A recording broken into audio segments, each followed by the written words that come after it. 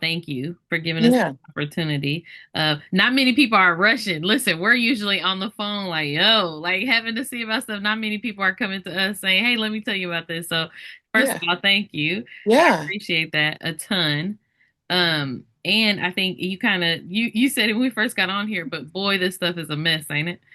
It's a mess. It's All a of this is a mess. Yeah, it is a mess. So I guess um first, I know Wild Style has questions. I want Wild yeah. Style to get to those first, and then Okay. I have some that I'll just plug in as we go. So Wild Style, Yeah. floor is yours. Okay. Well, really, I mean, tell us about your responsibilities as the city county council vice president, because I'm not even sure what that means. I think we have a majority leader and a minority leader, and how is that different than what Yeah. Bob's role is as council president?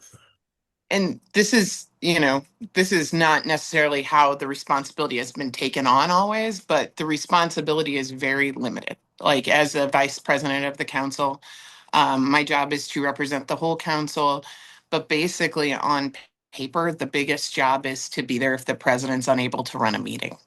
Okay. Like other than that, it doesn't include any of the responsibilities of the president. Now, I don't know if like say VOP was on leave or something, if I would then be made an interim president kind of thing. But as of now, and my 6 years now in the council, none of that's happened. When Zach was vice president or in the first 2 years of my vice presidency.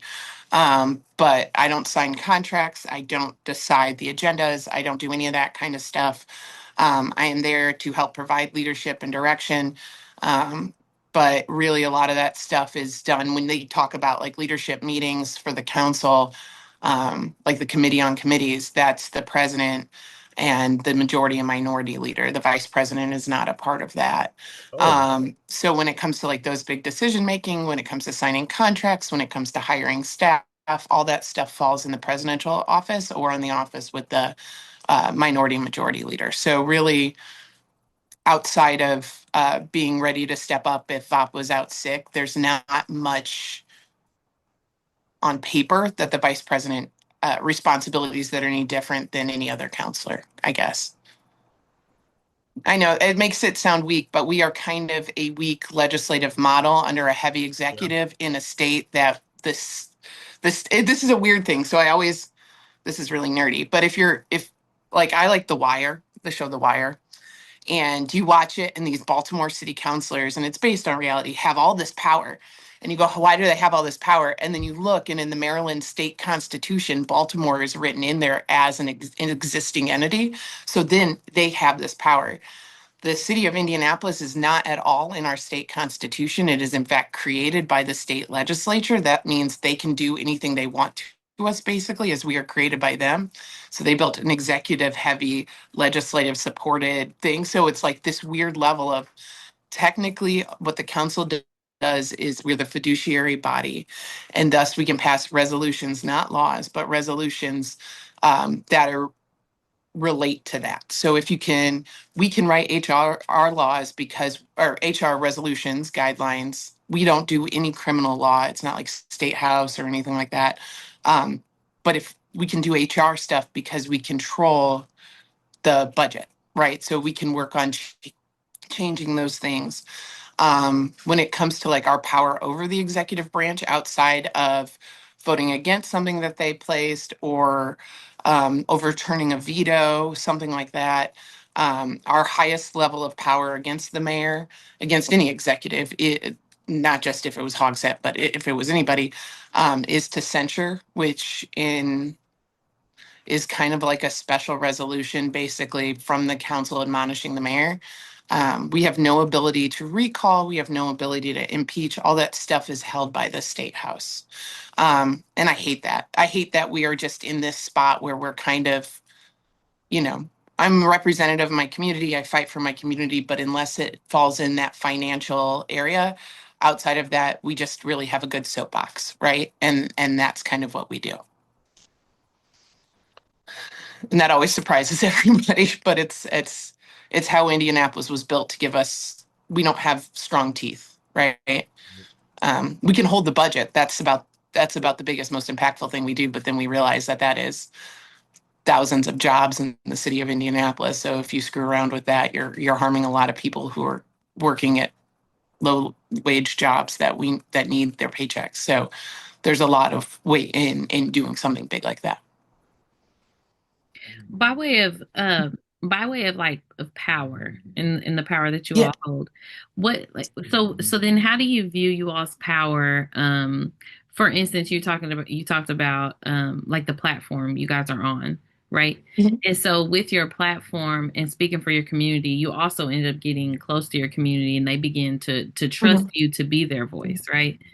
And Yep. so with that way, don't you think that holds power? So like even if it's things so like right now, obviously they're calling for Hogsett's resignation, but Mhm. even though you don't technically have the power to do that, I think it speaks volumes to still say it because you're kind of letting your district know too that the person that they've elected to speak for them, this is their perspective on this situation that he can no longer be an effective leader for our city. And so, like, what do you think about that power, though? I 100% agree with the power of the soapbox and what you're saying. Um, and I know a lot of the counselors are feeling pressures because of their district. My district is weird in that it is 100% inside the city of Lawrence also. And there's a lot of focus on what's happening with the Lawrence mayor too. So it can get a little confusing for my constituents. And I know, and this is not any kind of reflection of my community, but they're kind of overwhelmed with both, I think, and I haven't heard a ton. But then this is where I have the weight of that vice president that I have to be careful of because I am a representative of the council. So far, if you remove myself and Bob, so 4 out of 23 have called for resignation. I need to know that the council is headed that way or that a majority of councilors is going that way because to swing that title as a representative of the council, it is important to me to know I'm not misrepresenting the opinions of the fellow councilors. That being said, if that is the way we are going, I will gladly join with them. But it's just like being a representative of my district. So I have to put away sometimes my own opinions to do what my district wants and needs. Even though that may not be the way Ali would have chosen to do it, it's important because I am a representative to do it that way. So I have, And I know that sounds a little like a cop out, but I want to be respectful of my colleagues in that way. I think I actually can understand that. I think it is politics, and at the end of the day, calling for a resignation too early isn't going to achieve a desired effect. Yeah. Um, so I have some technical questions. Yeah. Yeah. Yeah. There was minor controversy about the first resolution vote for an investigation. You and Councilor McCormick said that y'all believe the focus was too narrowly focused on the actions of a few individuals and limited in its scope to result in meaningful or lasting protections for city employees. Yes. So, were you satisfied with the scope of the investigation that Fisher Phillips actually delivered? No. So that resolution that both Jess and I voted against, there were two things wrong with it that really bothered me. One is that it mentioned Thomas Cook's name repeatedly in it. And at that point, I believe this is around August like 10th or 12th or something, that we voted on that. And at that point, I knew it had not come out yet, but because women talk to women, right? I knew there was stories coming out about Rusty Carr and Matt Pleasant, right? So it was essential to me. And at that point, I couldn't say that out loud because one thing that I take very seriously is not, and I know that sounds funny with the reason in my statement, and I can get to that eventually. Um, but I can't tell someone else's story. And it is very important to me that I am there to support them when they're ready. So as I was being contacted, and that included by people who, without being too specific, were either current or former council staff that had received dick pics and inappropriate text messages from these men, it was very important to me that this not be focused on Thomas Cook. Right. That being said, it is incredibly upsetting to me that knowing, and this is no way in shape or form to demean or diminish anything Caroline or Lauren related or anything Thomas Cook related, but we know all of the Matt Pleasant stuff and all of the Rusty Carr stuff happened inside the administration from them to other employees while they were employed underneath them. And because we are limited in what the scope of the focus could have been, right? Because we are the city body, we had to stay in that city focus. The fact that they never reached out to any of those women, whether the self identified victims or others who had reached out to talk, they didn't try to subpoena any of them. That is incredibly concerning to me. And that seems to and that scope was not limited in the contract. It says it's to investigate the culture of the administration and what is going on. In my mind, and when I saw that and when it came through approved by the committee and what Bob signed, I've gone through this a million times trying to figure out where Carlino claims that the scope was limited. I can't find it. Everything is exactly the same from what she approved in her committee to that. But it seems as though somehow the scope was limited as the process was happening to not include those people, those survivors, and others. And that to me is really concerning. And yeah, and I can give you something off the record on that, but I don't want to ruin your recording at the moment. That has been brought to me since then. That's genuinely very concerning about this whole investigation. But that limiting of scope, some reason that they did not talk to these other people. If we're talking about a culture, it's not just about Thomas Cook. And trust me, I Right. would love to pin everything on Thomas Cook. That man and I have not liked each other since the moment we met in 2008. I have no desire to protect him. You can look back if you can find his old blog, Blue Indiana. He helped Jim Schellinger, and I was supporting Jill Long Thompson for governor, and he destroyed me as a 23-year-old kid coming into Indiana politics. He didn't. He's an asshole and has been his whole life.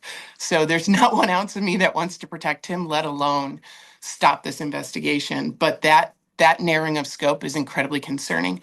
Some other things that are incredibly concerning to me is there's another person who is named the most in the report.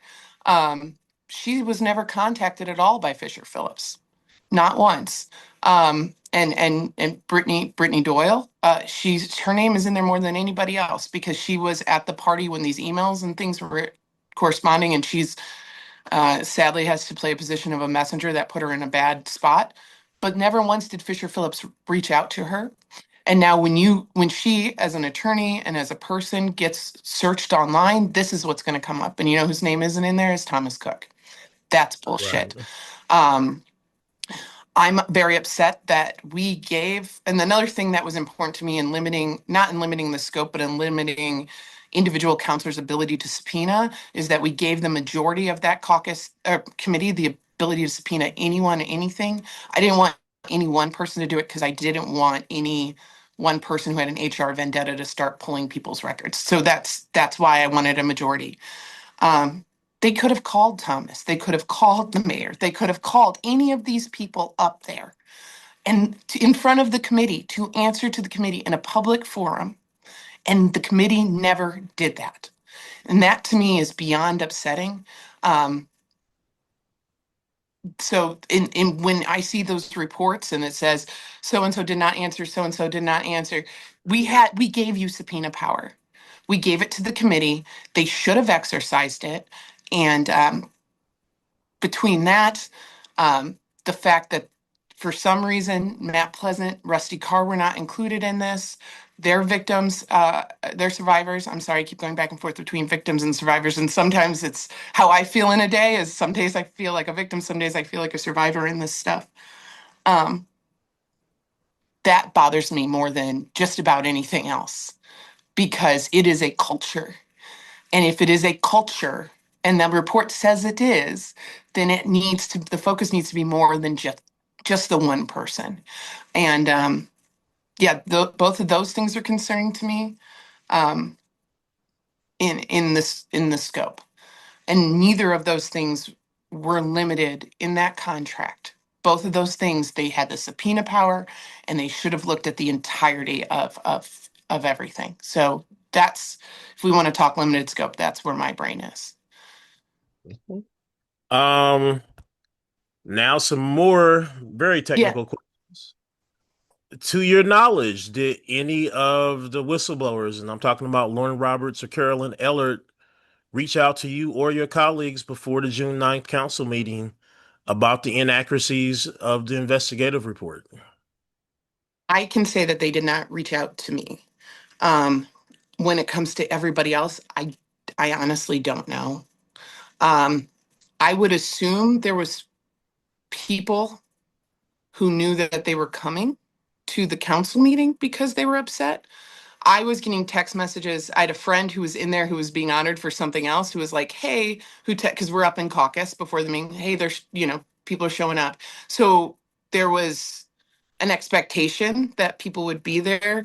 Um, but I had not been contacted, so I can't speak to anybody else on that. Um, but I,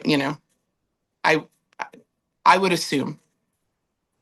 Did you or any other of the counselors, leadership or otherwise, talk to VOP, the city council president, about what his plan would be if these survivors showed up wanting to speak about their stories being not accurate in the press due to the investigation? We had anticipated them wanting to speak when we got to the part of it where it was germane. So there's a lot of rules when it comes to council, and there's a lot of reason for those rules: the 2-minute limitation, they have to be germane, and things like that. Um, but how these things are supposed to handle is that these kind of the public comments, the ability to give people long form times to speak, are supposed to happen in committee.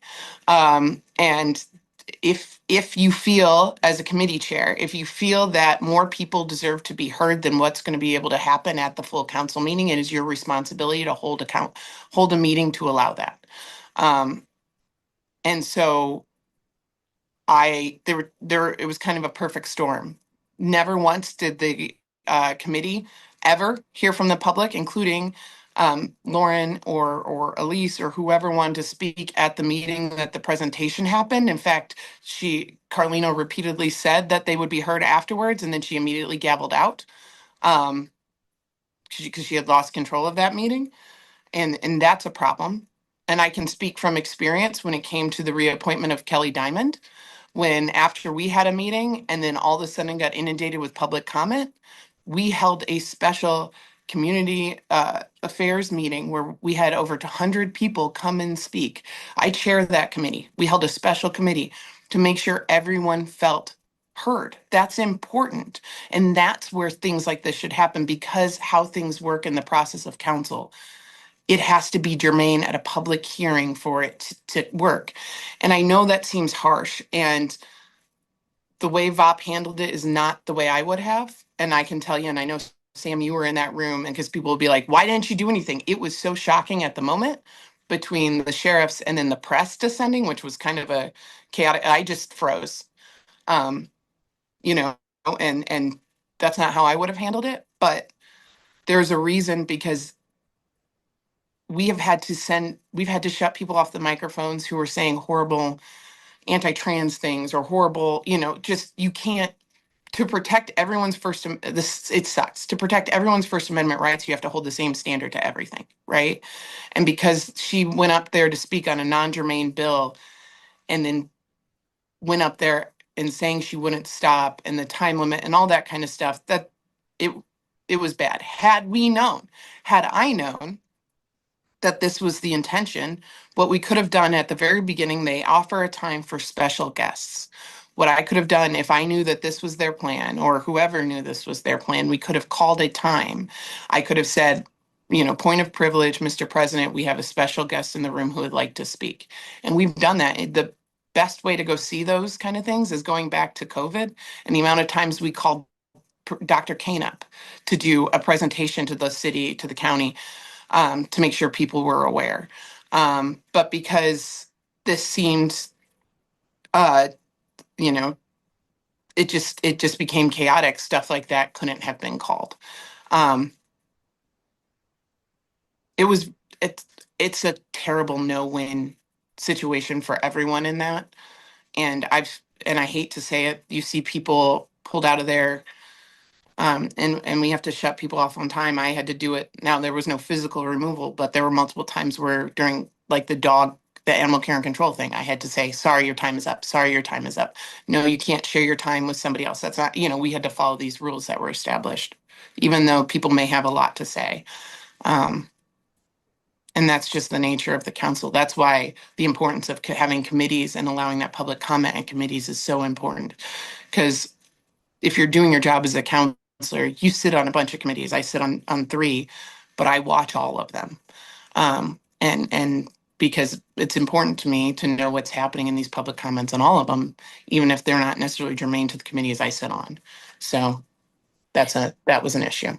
With something that you just said, you were saying Mhm. if you guys had known ahead of time, you could have, maybe did something different. I think it's also fair to acknowledge that they felt like they had to force it in Yeah, to be heard because of the denials before to have space to be absolutely. heard, both personally and in the meetings, to your point. So I think I don't want to speak for them, but if I got no, no, no, no, no, and a lot of, people ignoring me, and now I'm at my, last resort, I wouldn't think, oh, let me give them a heads up and let's see if we can figure No, something out.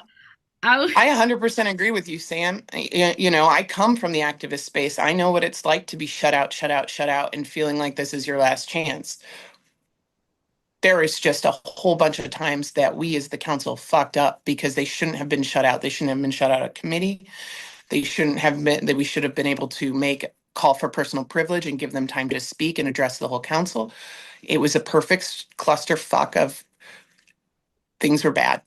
And it is something that we have to deal with. It's something um, that was just it was just bad all around, and it was a perfect storm of a clusterfuck. I'm sorry if I'm not allowed to curse. I'm no, sorry, you're guys. okay. You're okay. Okay, So I'm for trying not to, but Yeah, yeah, yeah. For people who hear that, right? Hear that in that moment you just froze. You were shocked by what you were seeing. What about the people who say that like, well, then you shouldn't be in leadership because that's when we need a leader to speak up, to stand up, to protect those survivors in the room who are trying to make comment. Like, what do you say back to that? Because I think it's possible to have good intentions, be frozen in that moment. But I also think it's possible to be a good counselor and not necessarily the right one to be in leadership. So, what do you say to that? I hear you, and I completely understand that. And I can just tell you that sometimes as a leader, it's also that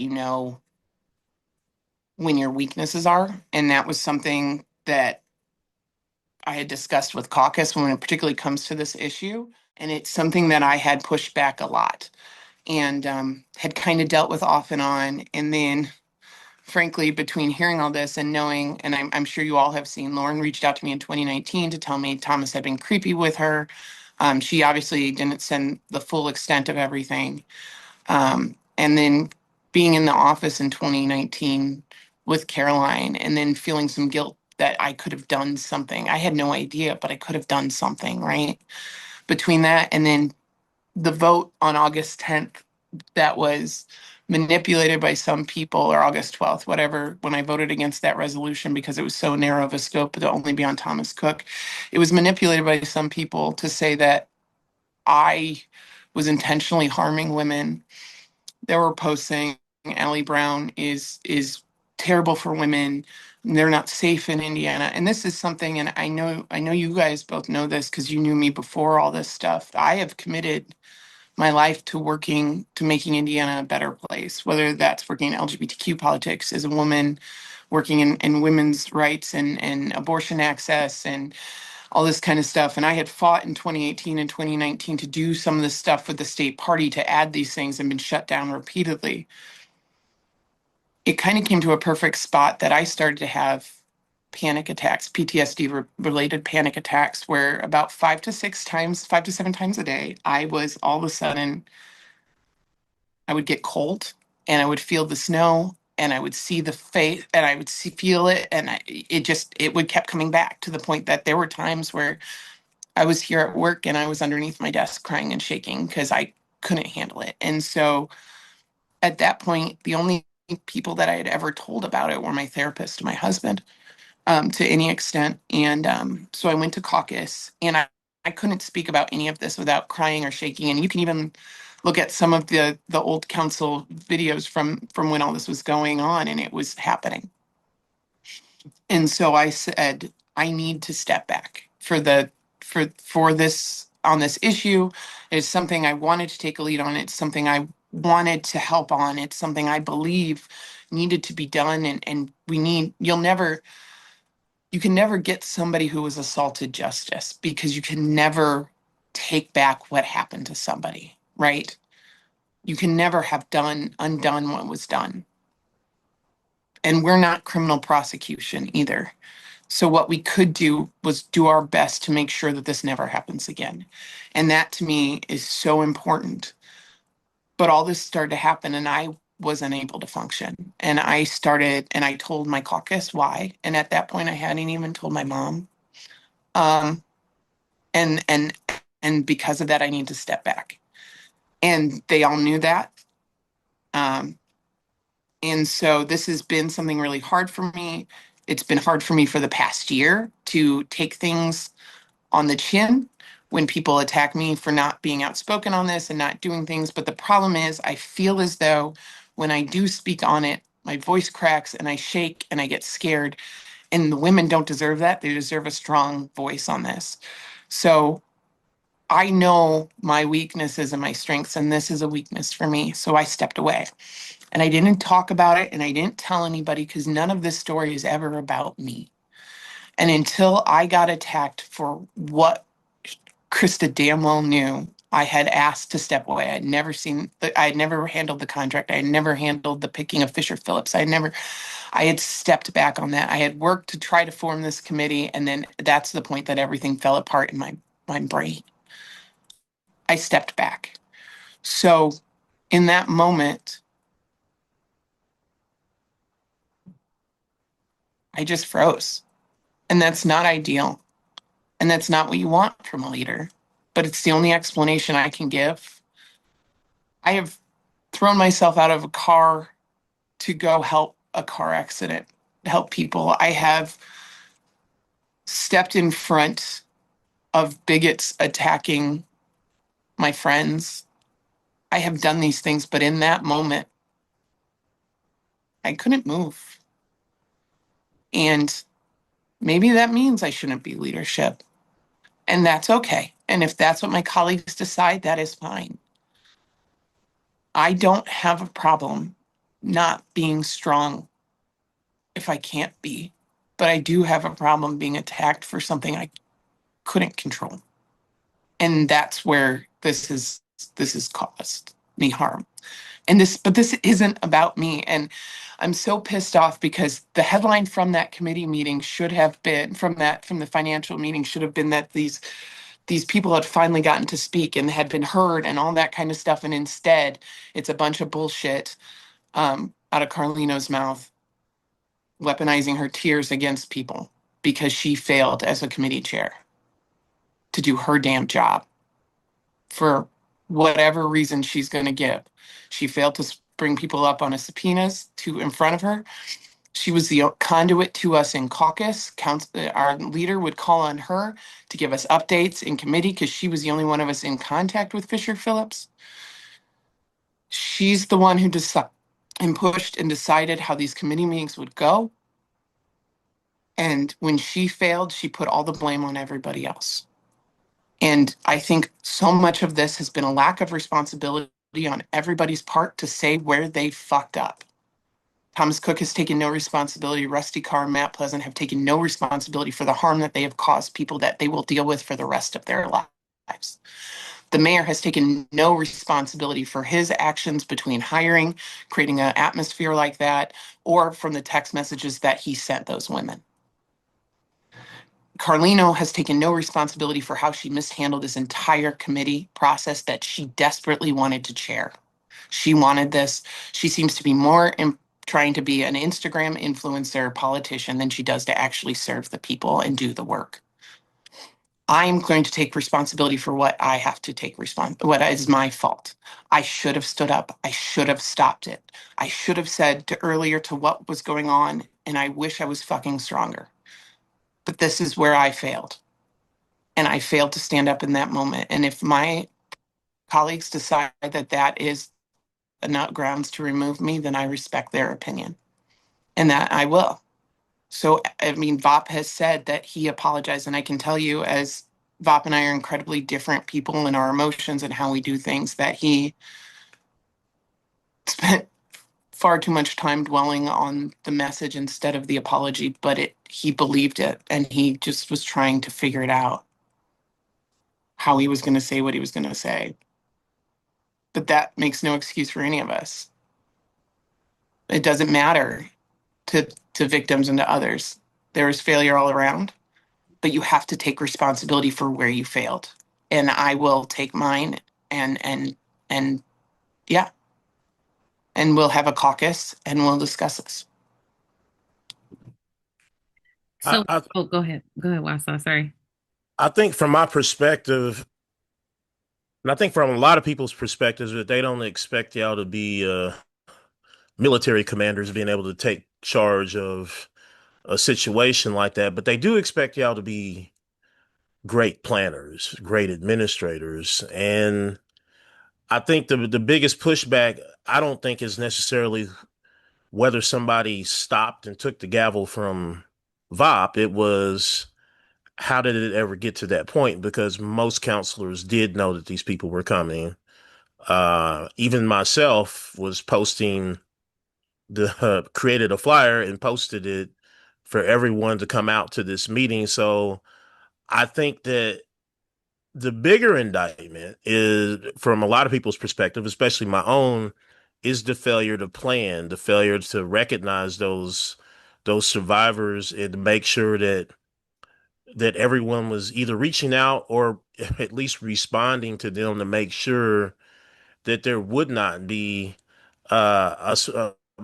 putting you yourself or the rest of the council, and but especially them, in a Yeah. position where violence is used to silence them.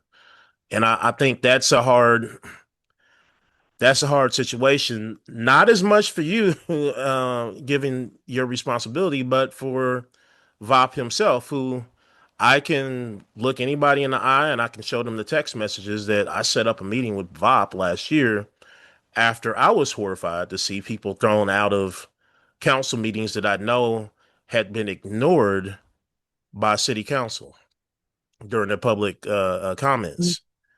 And we had a great conversation. I've always been skeptical about VOP, but I've known him for 10 years. I've been skeptical, but we had a great conversation. And then he turned Mhm. around and did worse a couple of months later, and like having the wrong person in a wheelchair thrown out. Um, all of that is, I mean, I'm just preparing you for what will probably get said by Yeah. myself. But I mean, it's difficult to take to see that side of it, that somebody was responsible for this, the lack of planning or the planning to do what happened in that meeting. I just it's hard for me to believe that everybody sat up there and had no idea, like, and then when it jumped off, like, well, that was the only thing I could think of doing, when most people knew that they were coming. There were, I'm sure, counselors that actually asked VOP what he was going to do if this happened. And so, I mean, that's just one of those heavy lifts. Like people understand that there's enough talk going around. People understand this. Yeah. Also, the germaneness of her point was the budget that was part of the budget that was paying for this investigation that Hmm. messed her story was what she was speaking on. Like, Hmm. so it, you know, even the ideal that it wasn't germane is even Well, we hadn't gotten to 164 when Lauren went to take the mic, which was part of the issue too. So we needed her. We needed her to wait till 164. Sorry, I think it's 164, but it wasn't the financial. My brain is a little okay. funky on the numbers, but it wasn't that. Not that that excuses the behavior either, because I completely agree with you, Wildstyle. It was complete. What is it? The failure to plan is a plan to fail. Yes. Yeah. Yeah, And yeah. that's in the same way that you were saying that the survivors could have reached out to you all in that way. It's like, well, you guys knowing that this was going to happen, you all could have also reached out to them and said, "Hey, we know you guys are, planning to come speak. Let's set Mhm. this up so that you'll have the time that you need at the start of the meeting." Blah blah. Like that could have went the other way, especially knowing that from you all's perspective, knowing what the possibilities are and what you Mhm. can and can't allow, like being able to explain to them beforehand, listen, you're Yeah, going to have a hard 2 minute cutoff. So how about we just bring you in as a special guest? I think it's almost yeah. like too in that situation that Bob was more concerned about control and controlling the meeting. Control. Yes, then he was about making sure that things were heard that needed to be heard to make quality decisions. And I think that's why they came to testify. It's just like you cannot make decisions about a report that's incorrect, that doesn't include all the details that Mhm. I know it doesn't include because I gave almost 50 pages that they didn't include most details from. Like, like all of those things. Yeah. I think that's why it was one important to hear as survivors, not just survivors hearing their story, but also how can you make an effective decision without knowing their perspective of this report. I think both of those points are important. And in that moment, and I'll say this because I'm going to say this on our podcast. I think all the counselors failed in that Yeah. moment because it wasn't just you that was silent. Nobody said anything until after the fact, which I thought was horrendous. Everybody should have said something. Somebody should have stand up and at least tried, right? Like, is this? There even could have been somebody who just raised up and is like, "Is this necessary? Like, Vop, do we have to do this? Is Mhm. that like?" Can we Right. just pause? Can we, what is can we recess? Is there a different option that we can create? Can we vote on something on the fly right now that gives her an extra 15 seconds? Because that was all she needed. Her Yeah. first statement was A two hundred percent. 15 seconds. We should have called a recess. We should have called a recess, one, to calm everyone down in the room, right? And two, we should have called a recess to allow a point of privilege for her to speak. And I know that, and I hate to say it, I know that now. And that's not okay. And I know I've watched the tape back. I feel like it's I've watched the tape back a dozen times more than that. And I can see it all seems clear now. But at that moment, that wasn't in my brain. And I know that. And I know that that answer's not satisfactory for anybody. And I know that. But I agree with you, Sam. People need to be heard. And I just said this to you guys and stuff, but in a weird way, as much as I tried to hide what was happening to me and have to deal with all the stuff, saying it out loud this week to my mom, I had to tell my mother-in-law, I had to tell my brother, I had to talk to reporters. I had reporters asking me if I could describe the face of the person or where they touch, like all this kind of stuff in a weird way. Finally saying everything out loud to people has helped me reclaim a little bit of my power in this. And I denied that from people by not standing up. And it's not fucking about me. So it doesn't matter that I feel terrible, but it went wrong. And I, I hate, I hate, I can't provide justice for how I failed, right? I can't go back and relive that moment as much as I want and fix it. But you know, what I can do is figure out how we got to that moment once again and make sure it never fucking happens again. But that's not the answer anyone wants. But that's all I can give. And I know that's not fair to anybody. I Well, I think, mean, it's on. yeah, yeah. I mean, all any of us can do in that moment is just, yeah, be honest in that way. Yeah. I think, Wildstyle, you had questions about like moving forward too, right? Like, Yeah. um, I mean, I probably like one last question for me. okay. Hmm. Um, the Democratic caucus statement on the other Councilor Brown's removal from the caucus, Hmm. which talks about that the Democratic caucus is committed to working together as a team and serving the people of our city with integrity, Hmm. collaboration, and shared vision for progress. And then it alludes to when any member focuses on falsehoods, makes inappropriate accusations, undermines the collective benefit of our shared work, their approach does not align with the principles of the caucus. So, from the outside looking in, how is this different? Jesse's removal and the supposed reasons for his removal. How is this different between what's going on between you and Councilor Carlino? Well, Carlino did say falsehoods. I can guarantee you that. But this is where I run the risk of sounding like a spiteful woman, which I've got a couple things. One, people are always afraid of the bigger person, physically bigger, that I'm always conscious of how I portray myself. And two, the last thing I ever want this to look like is two women fighting instead of actually doing the business of this. So when it comes to how this is going to be handled, that's something I will leave to my caucus members, um, and how they see fit. Um, I have feelings, but that's not, at this point, it's too personal to me, to say these things.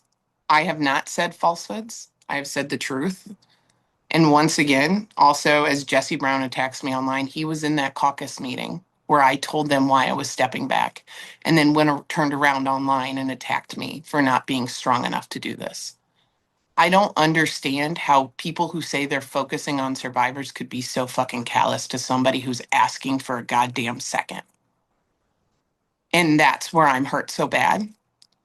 Had this not come out at a 7 o'clock on a Tuesday night, maybe it wouldn't be so public, but I had to defend my character by exposing something that happened to me as quickly as possible because I started getting calls from reporters instantly asking me why I blocked the scope of the investigation when I had absolutely nothing to fucking do with it.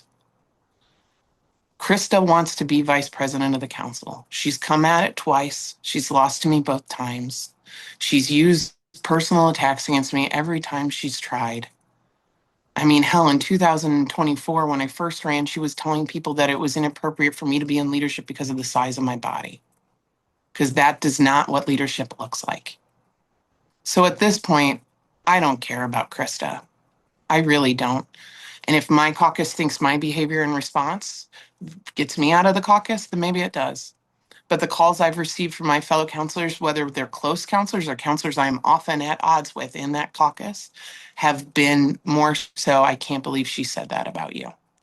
And that's, because they knew how hard this has been for me.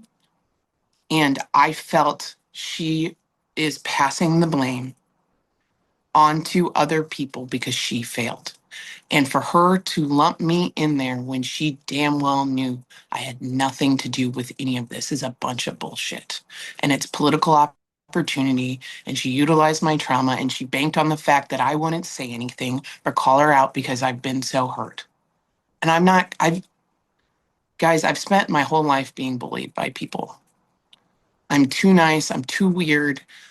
I was the kid that didn't fit in. I can't do this anymore. I don't abide by bullying kids at my job. I'm not going to abide by being bullied on this. And so things that should be handled behind closed doors, she brought out in public. I have to protect myself. And however the caucus chooses to proceed is on them, and I will respect them in what they decide. And so that's just, that's where it is. Um, so I haven't said anything that is not provable, that I don't have track and records or people or witnesses. Um, and so I feel completely comfortable and confident in what I have done. And it, in a way, has given me a chance to reclaim my power in this situation when I was left out as a scapegoat. So, So a lot of us, I mean, I feel like a lot of vocal community folk, I'll say that, a lot of our vocal community folk feel like this report was completely botched. I know that there's a lot of counselors that feel that way. So next steps, what do you anticipate you on doing, or what will you advocate for the council or the caucus to do, in the wake of this horrible report that was very expensive? I know we're going to end up spending $500,000 on this. I am my focus has been on HR policy, and that's what I'm looking at. I'm looking at what it would take to create an HR ombudsman. Because HR, you guys know, it's all for the enterprise. It doesn't care about employees. It's to protect the enterprise, right? An ombudsman in that way for our non-union employees. So our unionized employees have protections that our non-unionized employees do not. As much as I loved everybody to be unionized inside the city to have those protections, that's not how this is going to work, right? Not everyone's going to join a union, or they're not going to form one, but they should. So creating a position of an ombudsman where their job is not the enterprise, it is the employees, is incredibly important. A HR advocate, HR person. Um, we have to look at the best practices of other major cities and what they have done in their HR related policies. We have to make sure we're not taking any bias. We're making sure we're taking out all the bias in this process, because that's important. But we also have to figure this out quickly, because the city council is not HR. And sitting there and listening to listening to Tuesday before everything went out went haywire, we heard from so many people who had been violated and felt like HR was not doing their job in representing and protecting them. And to me, that was shocking. Like, not, I expected bad stuff. I didn't expect so much. And so we have to figure out what the best way is here to proceed. And it is changing policies. It is looking at funding mechanisms. It is removing things from under the admin. It is creating independent. Like, I would love if there was a way to hire an outside organization that served as almost, for those who are non-union, almost served as that arbitrator for, like if I was an AFSCME employee and on DPW and there were issues, I could go to my union arbitrator and they would be there to protect me. How do we get that for our employees that aren't part of a union? Um, what kind of policies? Now, this may be a state house level policy, but how can we ensure that as counselors, we are able to have HR records or access to information? So I can speak to when it came to animal care and control.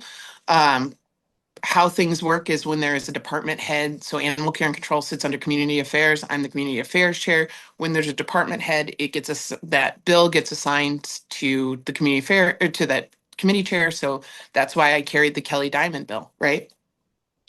At no point was, outside of the recommendation from the administration that I received, at no point was I given any other information, right? Because we aren't HR. So I'm not part of the hiring process. I'm not privy to HR records. I'm not privy to any of that stuff. But yet my name is on that bill and I am carrying that forward because that's, how it has been. Um, where's the process for us in that to go, I don't want this in my name. I don't want this bill. But that's, how it is. DPW's director gets assigned to DPW committee chair. So Kristen Jones is on that one. So like, or, it's admin and finance has a CFO. Like that's just how things work. But that's, if my name's attached to promoting somebody to a position in the admin, then I should be privy to the records. So it's figuring that out. So we are not nominating somebody or approving somebody who has been problematic, to say the least, right? But as I was looking into that kind of stuff, I think that's state law that would need to be changed. Mhm. And I'm not sure that they would be apt to doing that, because I don't know if Braun would want people looking in the HR records of his appointees. So that needs to happen somehow, though, because it feels, particularly after we've sent back 2 appointees this year, um, it feels like we need more information before things are handed to us and our names are put on them. I mean, I feel like several folks would also point to the fact that this is all evidence of an incompetent mayor. And I know that you're not ready to, call for his resignation and definitely, want to know what the rest of your caucus is doing. But I am curious about it with him and with Vop. Honestly, I'll throw Vop in here too. Like, is there a threshold for you though, where it's just like, you know what?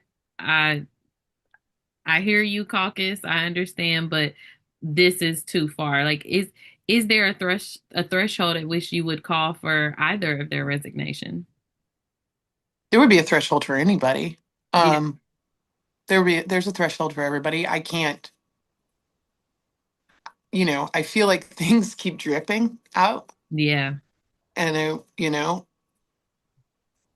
I was just I just, curious if it's going to be like a like, hard line of no, I'm sticking with my caucus no matter what, or is there a point at which you would break away and say, yo, I have to say this.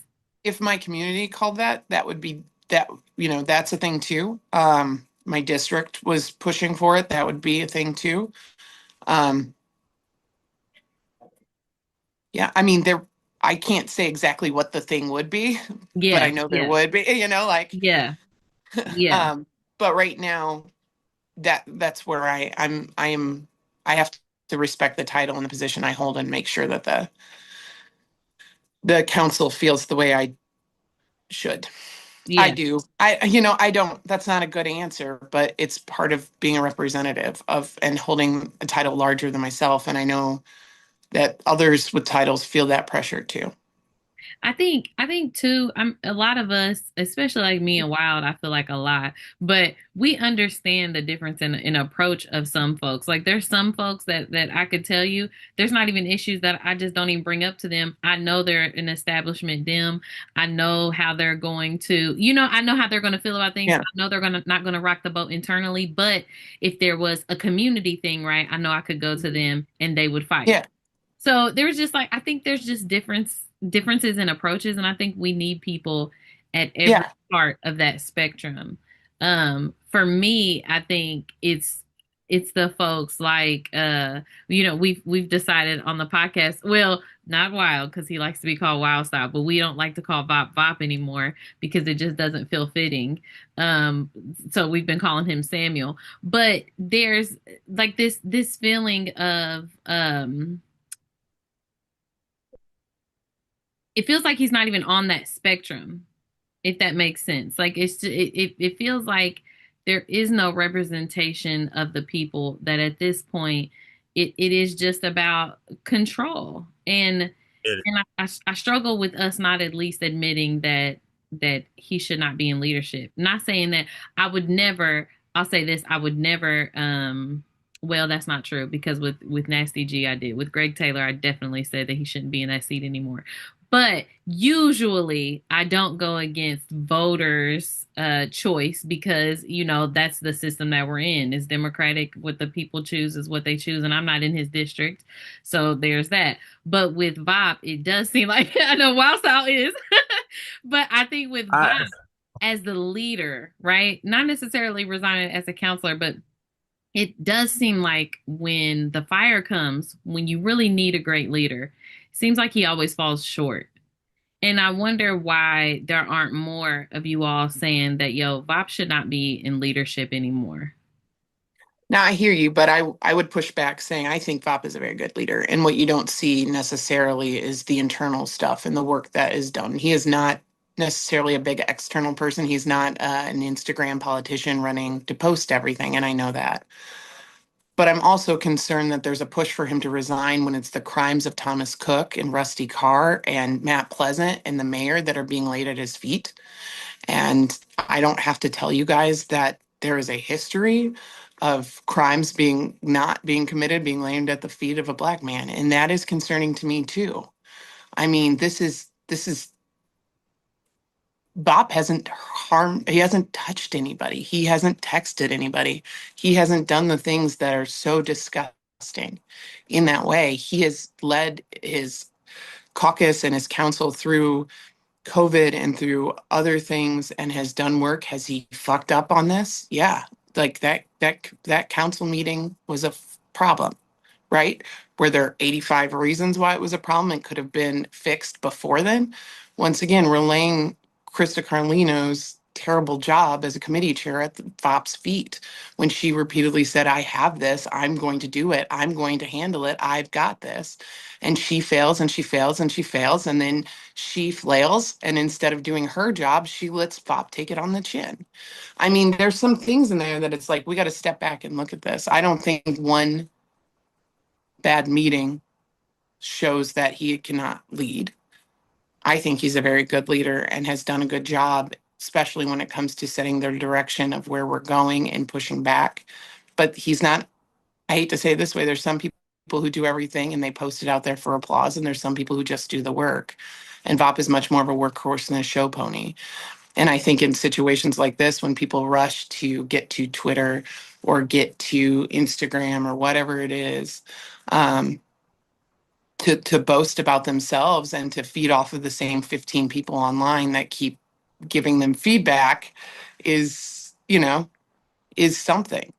It's something to consider in this space, because as much as there's been pushed one way, there's also been pushed the other, saying that he's doing a good job on this. And outside of one regrettable call in calling the sheriffs, that he has been doing his best to allow women to lead on this space.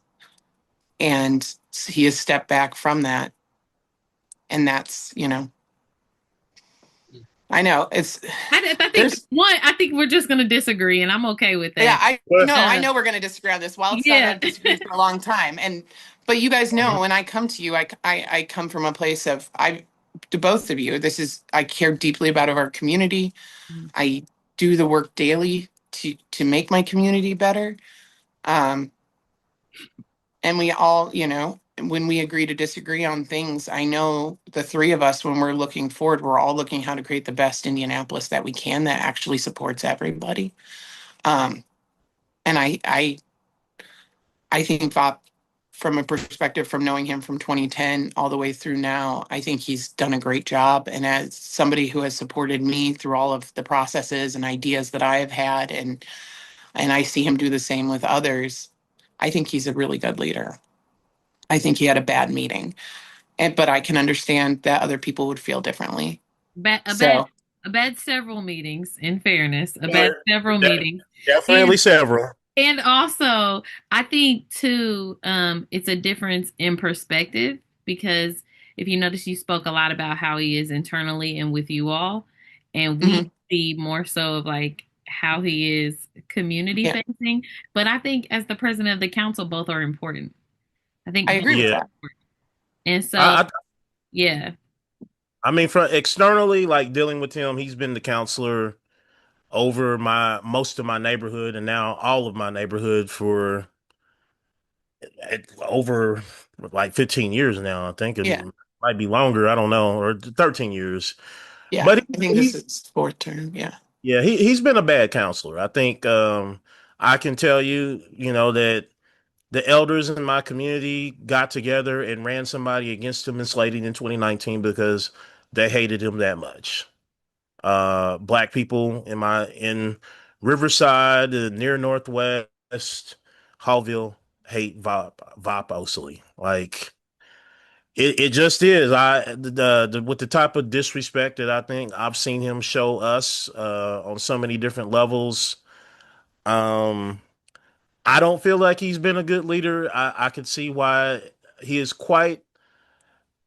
Once you get to know him and he doesn't feel like you're a peon, he is actually great to have conversations with. I actually enjoyed the conversations I've had when I sat down with him, but I just didn't like how long it took to get there and what it took to get there. And I think that that's going to be one of the biggest issues is that he doesn't necessarily show you the side that he's shown us all these years.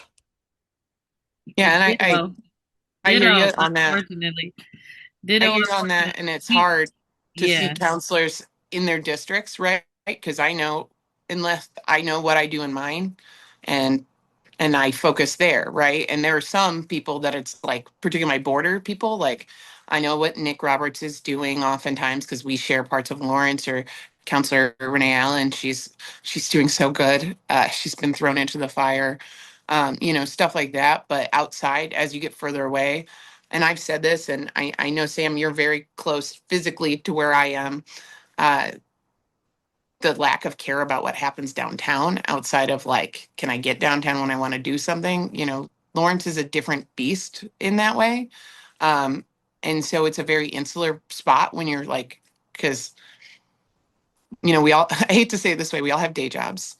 And then we're doing council stuff. And then I step into the vice president spot, which is just sometimes I'm on email, sometimes I'm not, figuring out what's going on and what's happening because and then I'm trying to do my best for District 10. We don't always hear how people do in district. Um, unless the only time I ever really mess with other people's districts is like if I get a reach out from somebody in Pike Township that wants to do something, but they're reaching out to me because they know me personally. And then I just connect them. I'm like, hey, Leroy's your counselor. Hey, Leroy, this is my friend. They're trying to do, so it's kind of a weird, there's a group doing autism work that is trying to deal with something in Brianne Delaney's district. And I sent an email this morning doing the exact same thing. Like, hey, Brianne, they reached out to me because I know I have autism stuff, but it's in your district. Other than that, we try to stay out of each other's districts for good reason. So Yeah. I don't know too much. Yeah, but I think I'm glad Wildstyle shared their perspective too, because I actually on Yeah. the last episode, I think on the last episode of the Black Briefing, we actually each shared stories. Mhm. Each one of us And have we watch, stories. just so you Yeah. know, my husband and I are, we do watch. We know it's not made for us, but we do Oh, it's enjoy your okay. takes, particularly on the Far East Side. Yeah. It's important, and that's the Yeah. thing too, is I try to watch hyper local and learn hyper local stuff. Mhm. And I think you guys are doing a good job talking about issues. We're going to disagree because we always do, because we're not Yeah. the same human being.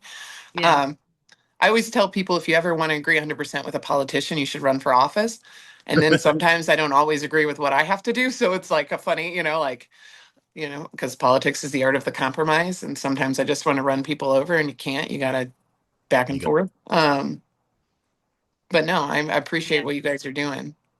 Yeah, I feel the same way. I think both of us too, well, all of us on the podcast have perspective and leadership and stuff, and we know Mhm. how complex that can get and be as well. Because I think there's been a lot of times as a leader, I won't speak for them too, but there's been a lot of times as a leader I've had to carry things that I thought were just absolutely stupid, but the majority of my people wanted to do it, and I was just like, it ain't gonna hurt nothing, so let's just do it, Yeah. Yeah. so I definitely understand the complexity of it. I think in the last episode we talked about, especially with running for office, we need people that are more than just good people. We need people that are courageous and that can take a stand and can fight for what's right, even if they have to stand alone. And I think that's what our community craves too. So I Mhm. that's I think that's the perspective I'm going to take on this episode, is Yeah. that just reiterating what we've already said, is that we need courage right now. We need boldness right now, and we need people who are willing to stand up against things that are going left. uh, just on the places that it's right. It's the right thing Hmm. to do. Yep. And that's, I hope I see more of that from the council and from individual counselors. I appreciate that, Sam. I really do.